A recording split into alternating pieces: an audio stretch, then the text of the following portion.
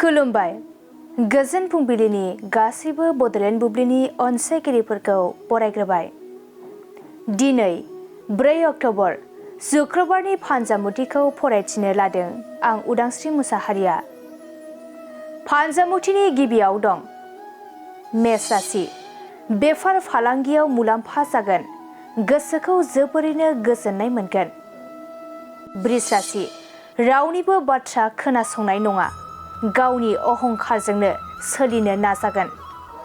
मिथुन राशि। गोसोनि साननाय हनायफोरा जाफुंसारगोन, गोजोन सान्थिनि सान जागोन। कर्क राशि। नंखाय बाथ्रानि थाखायनो गुबुनजों सावरायजागोन, गुबुननि गाज्रि नोजोराव गोग्लैगोन। सिंह राशि। माबा मोनसे गिदिर बान्था मोननो हागौ, थांखिया जाफुंसार जागोन। कन्या राशि। बिसि फिसायनि गेजेराव सन्देह खालामनाया सोमजिगोन, नखर संसाराव गोजोन गैयै जागोन। तुला राशि। नाजानायनि गोथार फिथाइखौ मोनफुंनो हागौ, गोजौ फारसे दावगालांगोन। वृश्चिक राशि। गोरोन्थि हाबा मावना निन्दा होजागोन, दुखु दाहाजोंनो साना बारलांगोन। धनु राशि। मुलाम्फा गोनां सान जागोन, माबा मोनसे आरजिनो हानायनि खाबु दं। मकर राशि।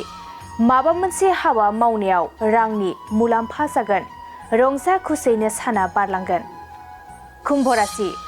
दाय मावफ्लांना सोरजोंबा रायजानो हागौ, गोसोआ दुखु मोनगोन। मीन राशि। नोंथांनि जौगानायखौ सुथुरा नायनो हायै जागोन, सुथुरा सोफै खालामगोन। दिनै सानसेनि राशि फरायथिनायाबो एसेनोसै। आसा खालामो नोंथांनि दिनैनि साना मोजाङै मोजां थांगोन, बेखौ बड'लेण्ड बुब्लि नखरनिफ्राय मिजिंथिबाय। गोजोन्थों। गोजोनथाव खौरां। टिभिएसनि गारि लानो गोसो गुदुं जानाय सुबुंफोरनि थाखाय मोनसे गोजोनथाव खौरां। चिरां जिल्ला बिजनीनि बागुरुम्बा टिभिएस गारि श'रुमा नोंथांमोननि थाखाय दुर्गा फुजानि धामाका अफार लानानै फैदों। बाइक आरो स्कुटि गारि सालायनो मोजां मोनग्रा रायजो राजाफोरनि थाखाय बागुरुम्बा टिभिएस गारि श'रुमा धामाका अफार होना नोंथांमोननि गेजेराव मोनसे मोजां खाबु होगासिनो दं।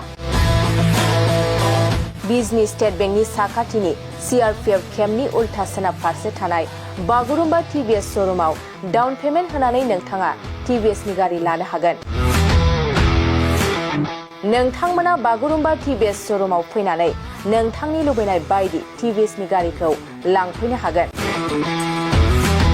टिभिएसनि गारि सालायनो मोजां मोनग्रा रायजो राजाफोरनि थाखाय बागुरुम्बा टिभिएस श'रुमा बेनि अनगायैबो गोबां मोजां अफार लाबोदों।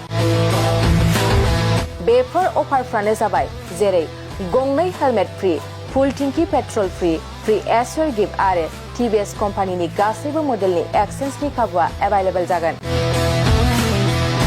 आरोबाव गुबुन मोनसे मोजां खाबुआ जादों फाइनान्स लागिरिफ्रा डाउन पेमेन्ट होनानै खम बेसेनाव टिभिएस कम्पानिनि गारिखौ लानो हागोन।